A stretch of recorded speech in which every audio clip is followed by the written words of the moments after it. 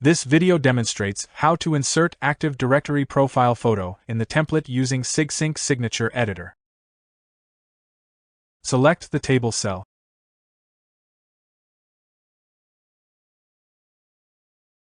Select the profile photo component.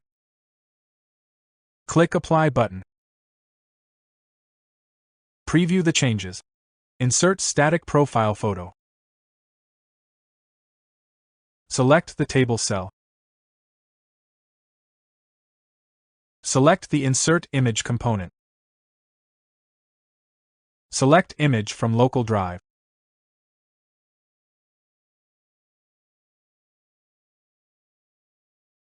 Click Apply button. Preview the changes. It is recommended to use profile image with the exact size. Crop the image to the required size.